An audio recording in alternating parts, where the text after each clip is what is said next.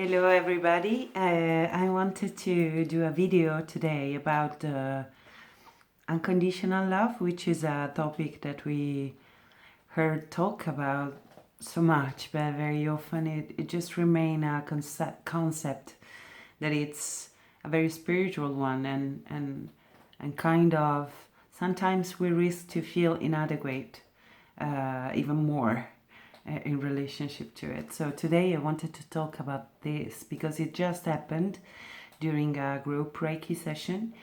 We were many channeling the energy on a person, and I was channeling on the heart. And that when it happened, that I started to see with my mind eye the heart of this person becoming the heart of Christ, something that I will define that way. And feeling is such a huge love energy in my hands in connection to that, and some downloads start to happen about love. Well, the intention of the person that was receiving the healing was, because I always ask for to focus on an intention, and so we can channel the energy during the session in that direction. And the intention was learning how to be at ease in relationship to other people,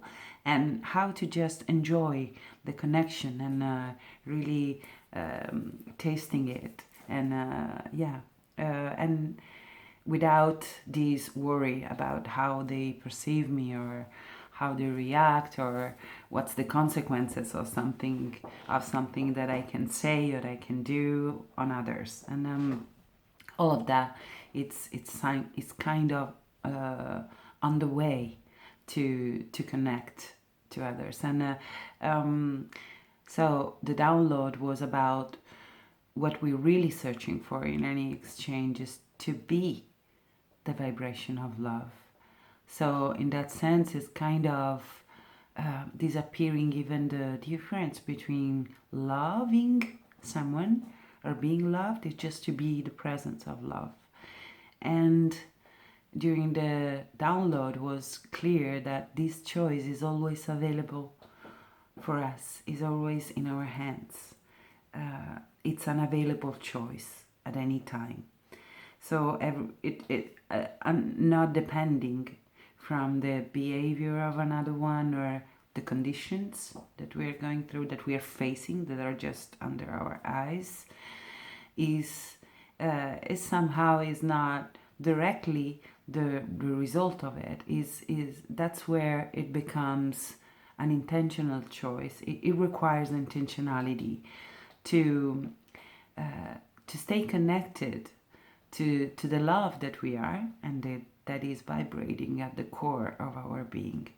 And for instance, during always that's part always of the download. For instance, when we are in front of another one, instead of being led by our mind, wondering what they are thinking about me or how they are perceiving what I'm doing or saying, or worrying about future consequences of the exchange, if we can just be on the focus of what we are appreciating in this other, then we have this available doorway to be the presence of love at any time.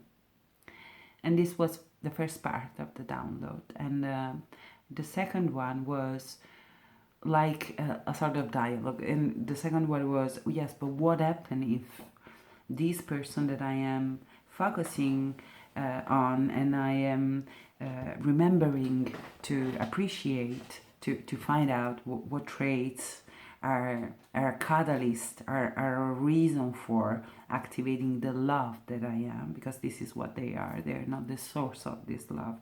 They are catalysts of love.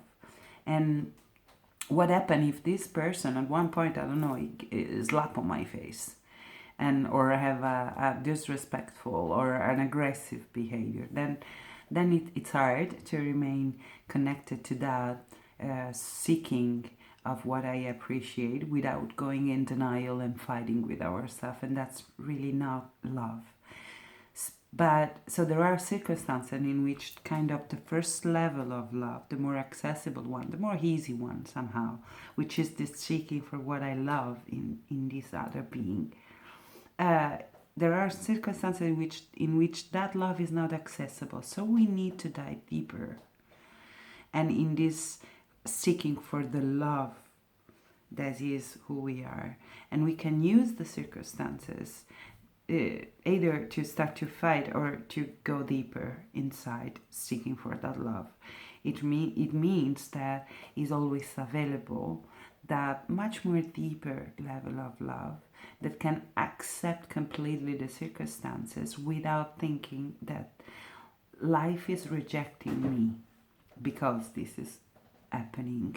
Okay, it's like touching of a level of trust in the love of life, in the life as love, that I can embrace these circumstances, this behavior that I logically, conceptually, really not understanding, but I can trust that even if I don't see the sense of it, there is one, and that circumstances, that behavior doesn't contradict the fact that life is working for me, is supporting me, is through also this event, these circumstances, that I just cannot see what that means in a loving way. And what's the loving purpose behind this? But there is this trust that goes beyond the understanding of things, which is a deeper level. And that is love. And we can reach for it anytime, no matter what happens. So what we are so searching for is to vibrate, to incarnate this love.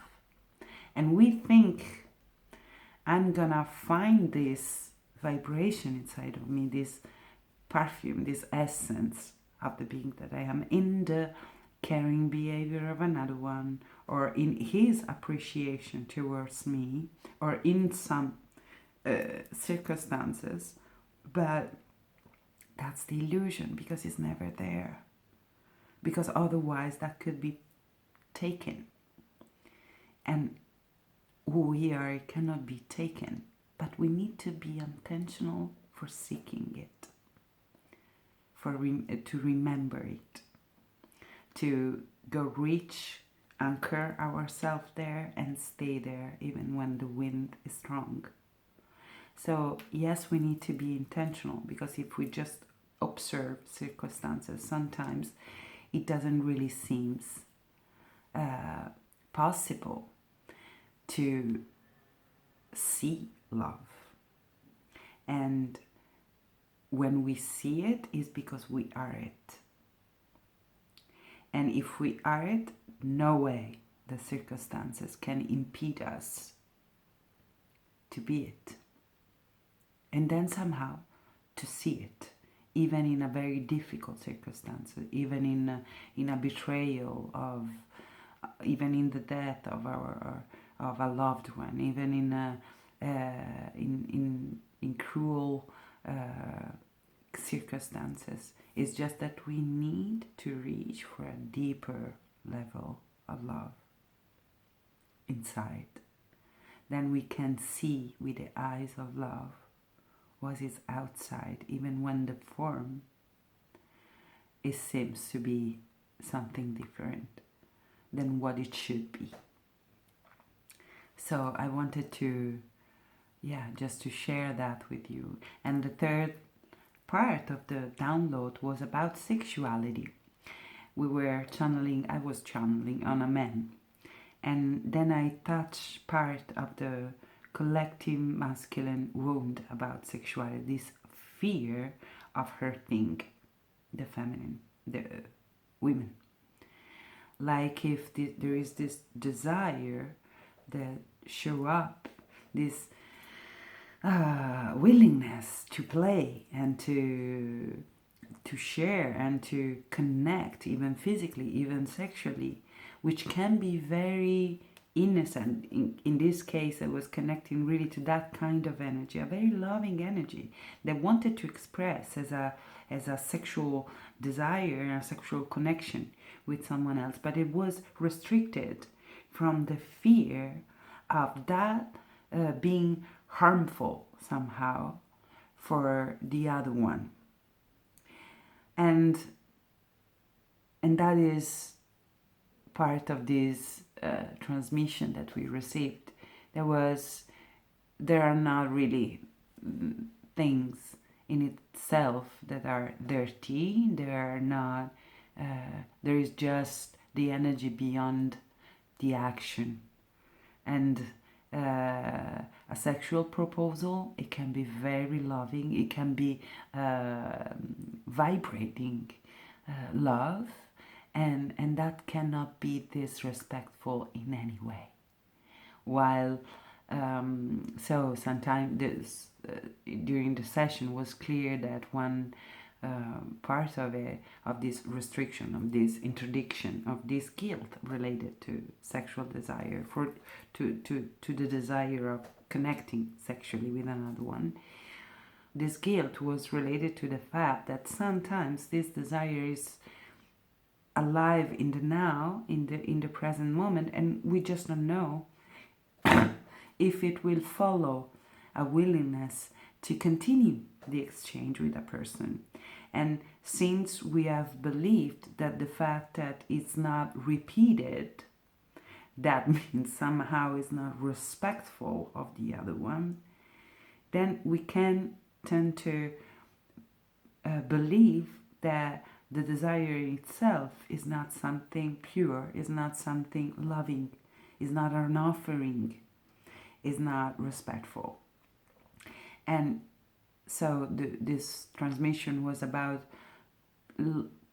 remember that every time that we vibrate love and it want to express, it becomes a sexual proposal to someone else, but the energy is the one of love and willingness to share and to play and celebration of life and enthusiasm.